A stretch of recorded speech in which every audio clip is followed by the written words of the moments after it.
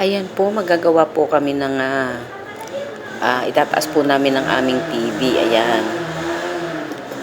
Siyempre, lalagay po muna yung mga tornilyo. At wala po kami nga metro, kaya medida po yung ginamit namin dyan. Ayan po yung kapatid ko. Ayan. Siya po yung bumili ng pangsabit sa TV. Hindi ko alam kung matandaan kung anong tawag dyan. Ayan, ayan. Sinusukat po namin. Ayan.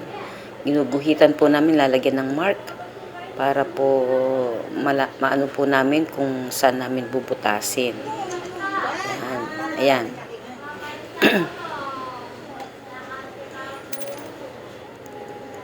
Minarkahan po namin ng mga butas para magdidrill. Ayan. Ako po yung nagdidrill dyan. Ayan.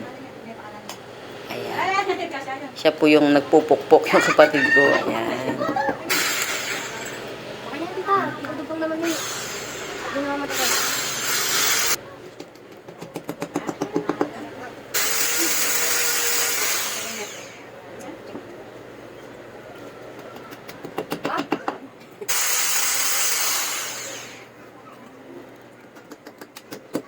Medyo nakakatakot din kasi first time ako mag-drill ng ganyan. Ayan. Okay na po siya. Ayan, no? Tapos lagyan na po namin yung mga tornilyo.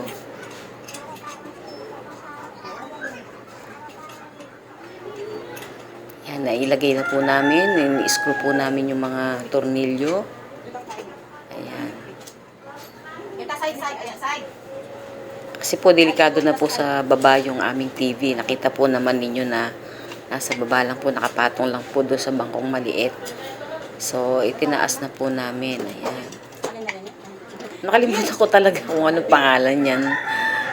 Yung nasa likod na yan. Ayan. Mahirap naman yung tumatanda talaga. Nakakalimot na.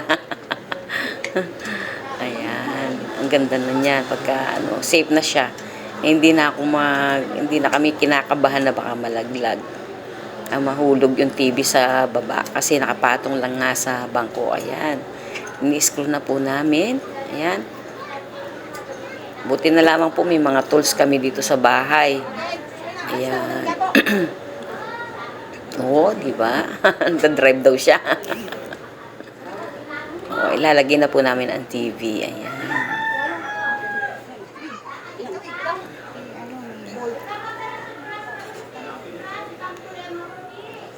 Ayan, ini-screw po namin yung sa ilalim para hindi po siya malaglag.